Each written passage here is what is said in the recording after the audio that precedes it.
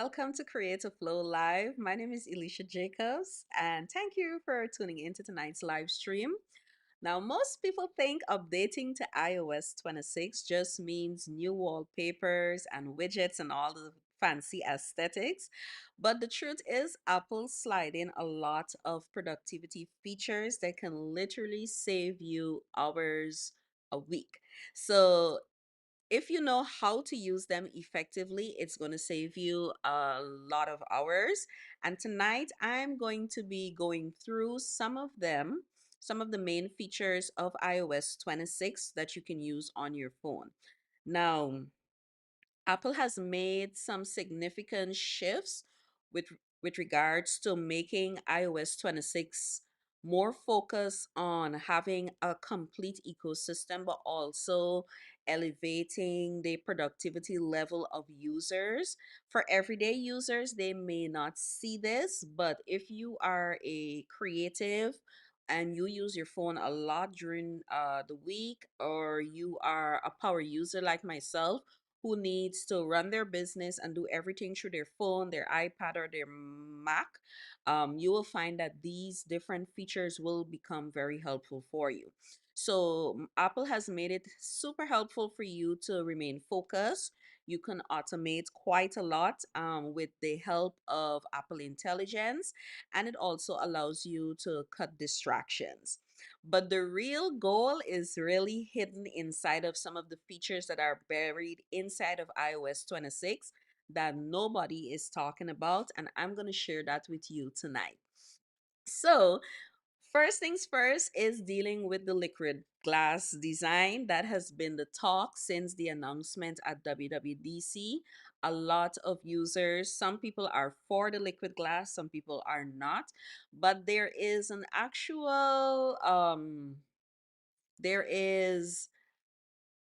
like innovation behind it and a lot of thought, because in iOS 18, a lot of users, if you wanted to kill distraction and kill the clutter and just remove color, because colors psychologically can distract you as soon as you pick up a phone. So with that liquid glass, if you switch to liquid glass, it kind of puts your device in this glass but monochrome type of feel, and it will kind of put you off from picking up the phone constantly, or you just go on, do what you need to do, and then you get off. So there is actual thought of them actually bringing in that liquid glass design. So with the liquid glass design, there are two things I want you to remember. First is that it's less clutter and more clarity with the design. Too much aesthetics can sometimes be very distracting. Let me know in the comments if you, when you pick up your phone, the minute you pick up your phone to do something important, you're distracted by either notifications, you're distracted by social apps, or you're just distracted altogether, and you tend to forget what you are doing or what you wanted to do on the phone. And 1 hour or 2 hours later, you find yourself scrolling on TikTok or Instagram Reels. So, when it comes to the design of the entire operating system or the OS, they have given much thought to it with regards to making it less cluttered and giving you more clarity and more focus. And so, with the liquid crystal design, I'm going to switch my view over. So, you guys, I think by now everybody has seen it, but it has been giving a lot of persons have been, I've seen on threads that a lot of persons have been giving review. Oh, it's much more cleaner, especially if you have the newer models of phones, the 15, the 16s, and even now with the 17s. And so there is a little more fluidity with the official release versus the beta version that I have been through for the past couple months. And so now it's a little more seamless, and there is more fluidity with the different apps, and apps are adapting to this new OS and the design. So one of the things that really captured my attention with iOS 26 is the control center and the ability to have more flexibility and customization with the control center. Now, with the control center to the top right of your phone, Usually, this area is heavily cluttered with a lot of different shortcuts that you can go to, whether if it's to turn on dark mode, focus, or so forth. What I really like with iOS 26 is that they did give you the ability not only to customize, but you can create pages where you can stipulate exactly what you want to show up in your control center. So for me, I just stick to three as a rule of thumb because more than three might be a little too overwhelming. And on the first page, which is the heart, that is your favorites page. And this is where you put your go-to controls. So whether that's your orientation, your volume, your dark mode or whatever, you can simply tap and hold down and you can add to the first page. Now, when you tap and hold down, notice to the very right corner of your screen, there is a circle, and that gives you the option to add a new page to the control center. And now you can even customize this by adding multiple different controls, and you can literally design this based on like the things that you want to have access to. If there is something that you don't need, you can simply just close it off and it will be removed from the control center. So for me, I just chose three layouts. So I wanted the first page to have all the controls that I would use on a daily basis every time I pick up my phone, whether it's to interact with structured AI, whether it's to create a new reminders in reminders or capture a quick note or do a screen recording. These are the things that I would access on a daily basis because this is my content phone and my phone for work. So I have designed it specifically for work and creating content. All right. The next page is where I would usually go in and just have my Wi-Fi, and then I have my music and so forth. So I'm very happy with the control center and having the ability to have more customization. At first, with the beta one of iOS 26, there was the blurred background and the glass was a little too much and a little too distracting for a lot of users. So they have like literally worked on that for the past couple of months, getting it right. And I think people are a bit more comfortable with this. And so this is with the control center. Now, again, one of the things I want you to take note when it comes to Apple is that Apple not only focuses on design, but there's a lot of intention behind that design. Yes, aesthetics are important for them, but they're also thinking about how they can redesign it to change your behavior with your devices. How do we make it more productive? How do we make this device become so integral into the everyday life of a user, whether it's a creative, whether it's an entrepreneur, whether it's an ordinary everyday user who just needs the phone and the messages and maybe their music. So they're basically changing or getting you to redesign the way you behave with your different devices that make you more productive. And that's what I love about the Apple ecosystem. It's cleaner, and it also stays in flow with various workflows. If you've been with me for a while, you have seen me um, talk about creating workflows on whether it's your Mac or your iPad, more specifically the iPad, and how you can design your device so it can work with you and not against you. All right. So the next thing is dealing with Apple Intelligence. That is one of the biggest upgrades with iOS 26. They have really pushed the envelope with Apple Intelligence. A lot of it has come across not only um, with the Jinmoji and the image playground, but when it comes to your messages, when it comes to your emails, you're getting AI powered summaries. So before you open a message or an email, Apple Intelligence is literally giving you a summary or an overview of what that message or email actually looks like, right? So if I go into one of my emails, mm,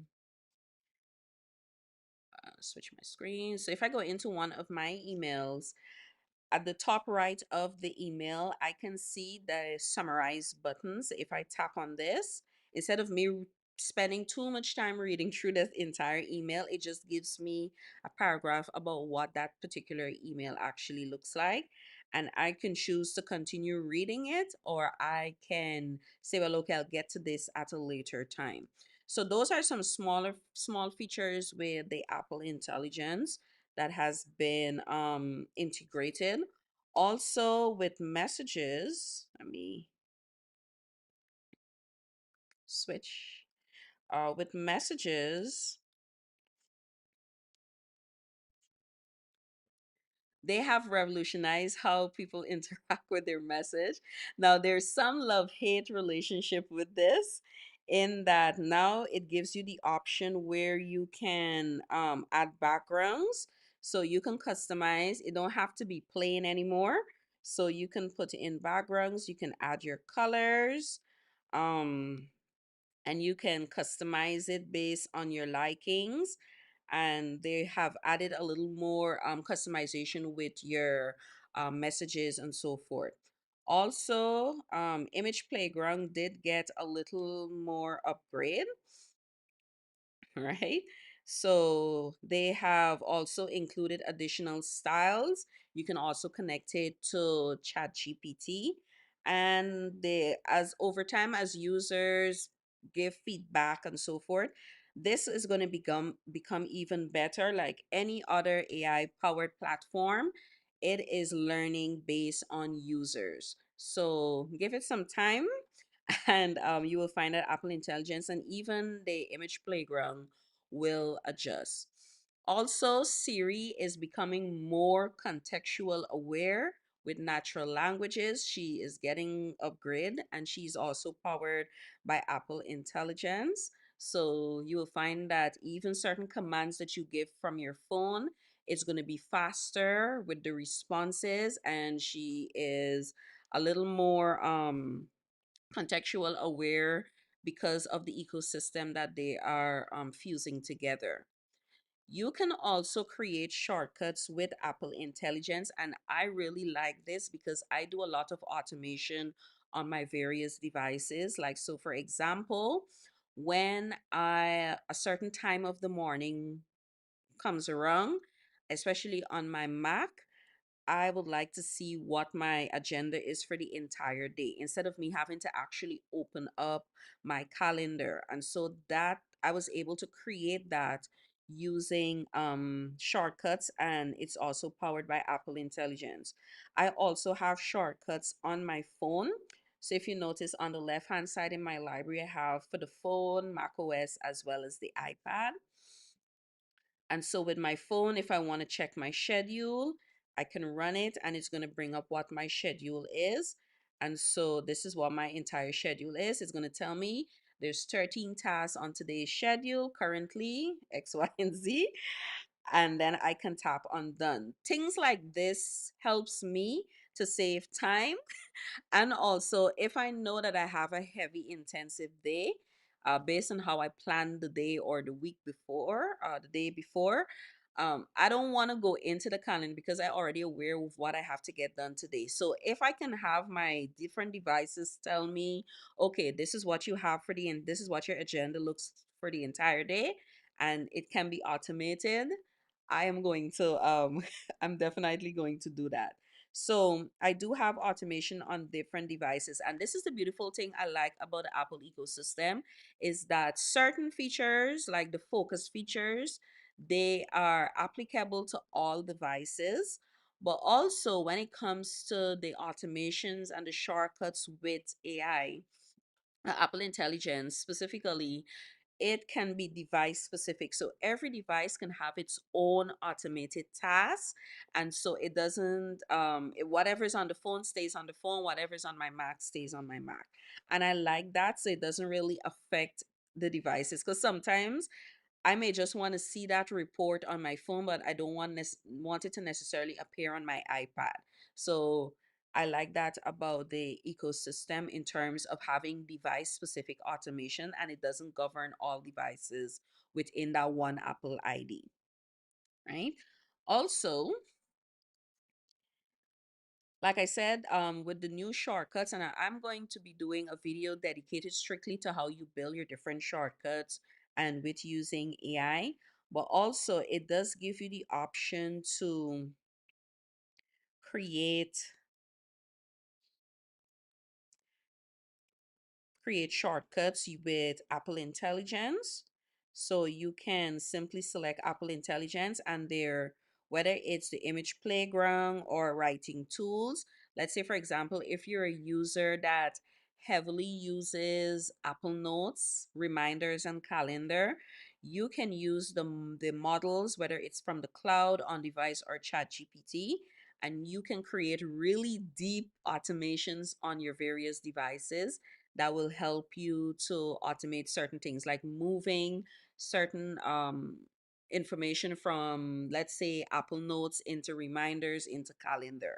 So I'm going to be doing a deep dive. I do have a tutorial of how you can actually build automations on your iPad inside of the Creator Flow Kit. You can find a link in that description, and I also give you templates that you can preload into your different devices as well. Right? So that is dealing with Apple intelligence and automation and shortcuts. That is my routine of how I'm able to like use the different Apple intelligence automations and within the iOS operating system or iOS 26 ecosystem of how I am able to stay productive as well as focus. Right? So one of the things I want you to remember, I can highlight these different features and how you can make your devices productive, how they can be a productivity machine or they can complement your workflow. It takes time. It took me time to get to this point that I have my devices done to a T. So for you, baby steps, start small. Whether it's to customize your home screens, whether it's to customize your focus screens, start very small and then you can build up to the automation and you can build up to the more deeper productivity features, right? So it's all about, I think a lot of us see our phones as entertainment, so it's there's a little bit of mindset shift that needs to happen to get the phone to be a tool for our work and our workflows and so forth. So it's going to take time, but start small and you can build on that. Now, when it comes to focus and distraction killers, this is where iOS 26 actually shines. And there are some features that are baked into iOS 26 that I really want to highlight. I shared the first one with you, which is the control center. The second one is called screening and some battery features that they have implemented. So, give me one moment. All right, so we are going to head over into settings and then we're going to come down to apps and we're going to look for phone. Right now, with iOS 26, it does give you the ability to now screen unknown callers. I have loved this feature because if you're a potential spam, I do not see the call does not come true. It gets silenced and the phone actually knows to classify it into unknown callers, a section called unknown callers. But in order for you to use this feature, you have to turn it on. And so if you go into the phone settings, you have a section called screen unknown callers. And you can say ask reason for calling, or you can just simply say silence, or you can either take it off. I ask reason for calling because this is my business phone and you have a ton of calls coming through on a daily basis.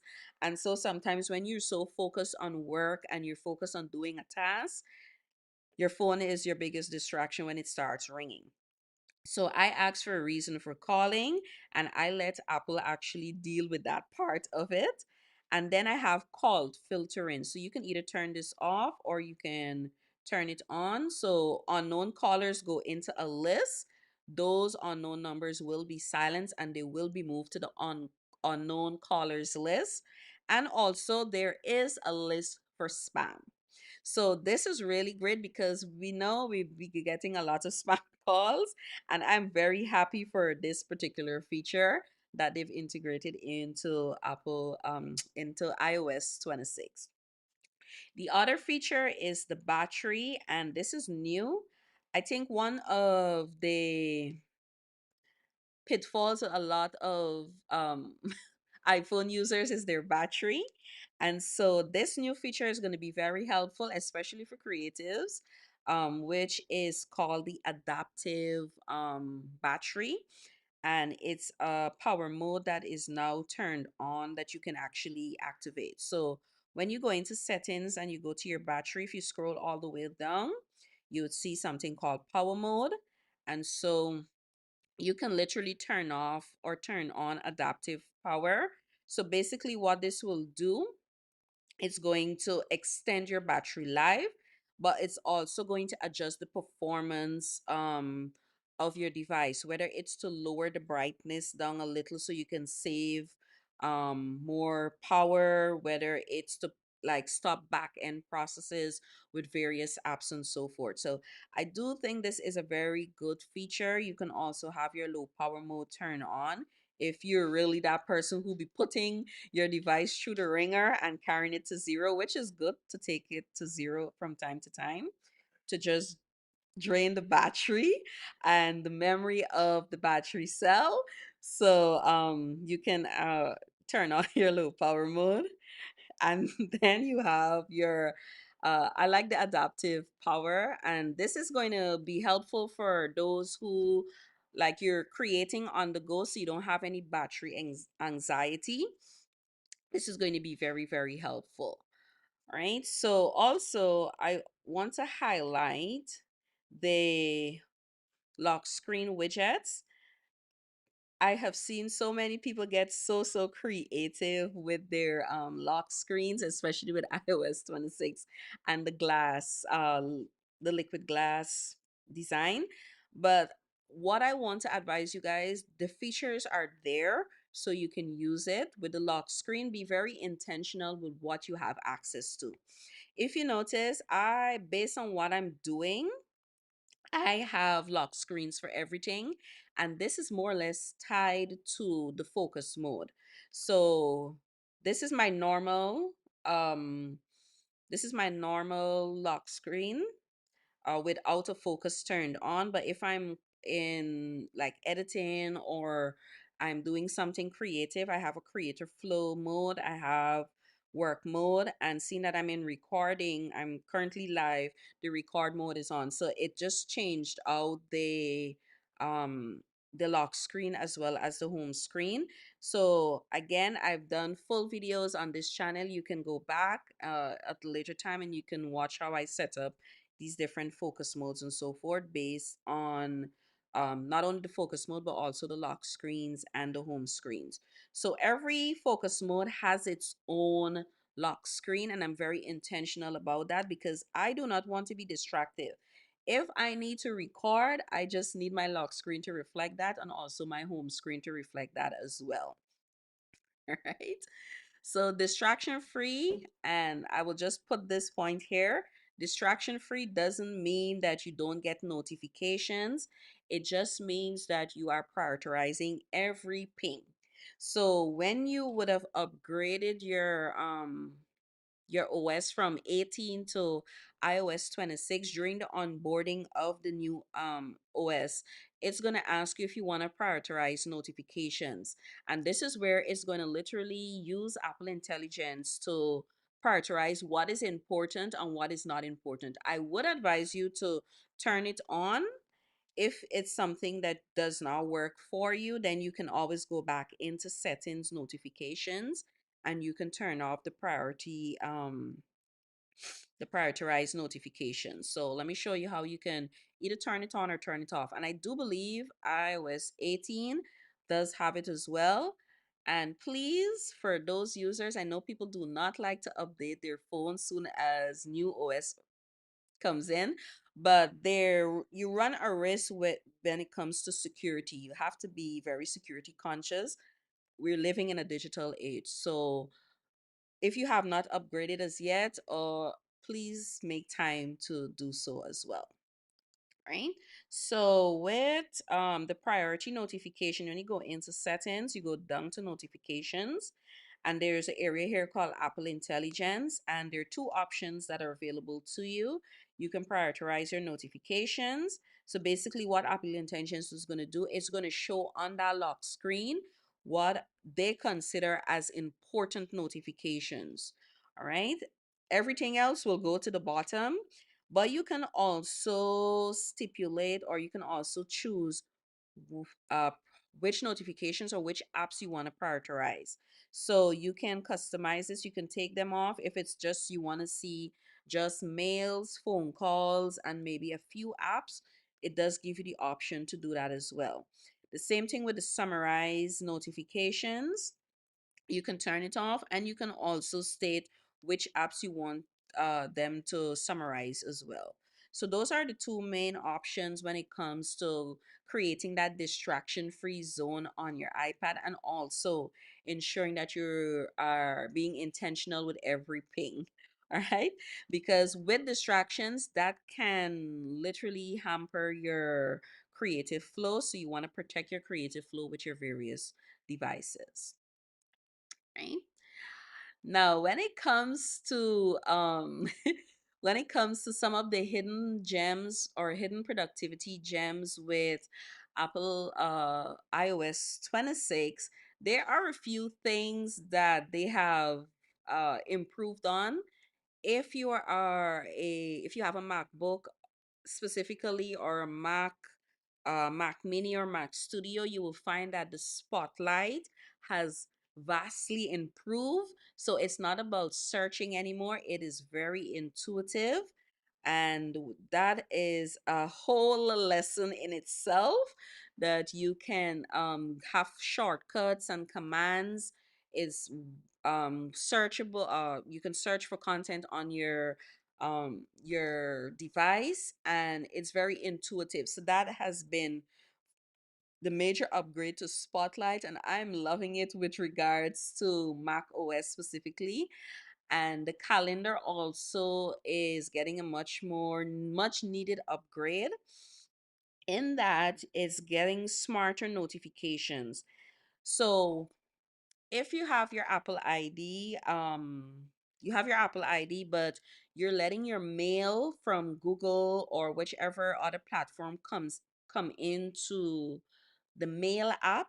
What Apple Calendar is now doing, it's going to, with the assistance with Apple Intelligence, it is going to be looking through those emails, and if it recognizes an event that has a date and a time, they're going to automatically add it to your calendar. You will get notified, of course, but it's going to add that to your calendar. So the calendar is becoming even more smarter with event detection, whether it's from your messages or from your mail.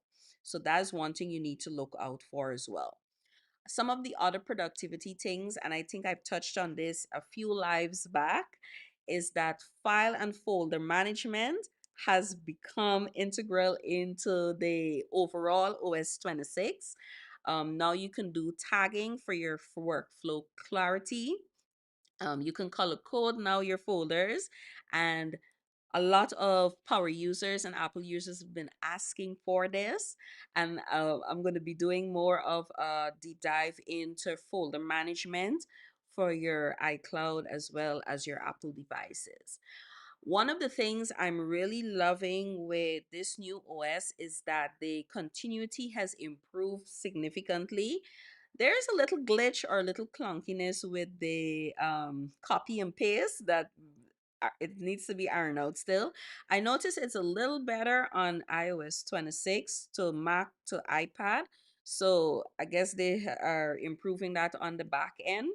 But when it comes to the cross device syncing, whether it's your iPad to your Mac or to your iPhone, it is becoming more fluid and the continuity is improving. They are building one ecosystem. No matter which device is on, you can start on one and pick up on the other. And I love that about it, about this new uh, OS. So This year, the focus really for Apple was the OS. Yes, the phones and all the new tech is important, but I think the big thing for them this year was like really answering that question: how can we make the OS more productive? How can we get it more in flow with any type of person who is using our or who's within our ecosystem, whether they're a creative, whether they're a power user, whether they're just an everyday user. All right, now one of the things I want you to think about with this new OS going into it, and if as you continue to use it in the unforeseen future until they upgrade again, is that everything that saves you time, customize it on your different devices, whether it's your phone, your iPad, or even your Mac. All right, customize it. You just want to ensure that you are saving clicks, you're saving taps every single day, so you get more time to do what it is you love to do on your devices. Remember, time is our precious commodity and resource, and once lost, we cannot regain it. All right. So, if there's any questions as it relates to iOS 26, please let me know in the comments. I'm going to give it a few minutes, because I know there is a lag. Also, welcome to my Substack community. I missed you guys. Welcome, welcome, welcome, and welcome to my YouTube community as well. So while the comments or questions are coming in, or I'm waiting for that, just know that iOS 26 isn't just about the updates, it's not about the aesthetics. It's a it's a productivity system that is hiding in plain sight, and a lot of people are missing it. So I want you now to look at this with a different lens and a different perspective of how you can turn your devices into your productivity tool. So it helps you in your creative flow and even your everyday life, and just managing your time effectively and staying focused. All right. Let me see my correct. All right, so if there is no questions, again, if you're viewing this on the replay, let me know your thoughts. How is iOS 26 looking for you? If you have an iPad, how is iPad OS 26 looking across the board? Let me know. What are your thoughts? What are your feelings towards it? Do you like it? You wish if it was just the regular iOS 18 that we had before? Do you like the liquid glass display? Let me know in the comments. And here's my challenge to you for this week until we do another live session. Don't just download it or upgrade it. I want you to think about how you can effectively use your devices with iOS 26 that will help you to be more creative, that will help you to stay more focused, and you have less distractions with your devices. Okay. Now, if you want the exact shortcuts and automation recipes, and even my productivity templates for Apple reminders and the overall of how I'm able to stay productive on a daily basis, have linked the Creator Flow Kit. The link is in the description. You will get access to my Maximize My Day templates that is designed specifically for Apple reminders. You will also have a full tutorial and breakdown on how you can automate your different devices and all the things. All right. So subscribe if you're not subscribed to the channel. Please do. If you want to use your tech or use your devices as a tool to help you create and not distract you. Right? So, thank you so much for tuning in to tonight's live stream. I appreciate each and every one of you. And let me know if you have any questions and your thoughts on Apple iOS 26. I'll see you guys in the next live stream. Bye.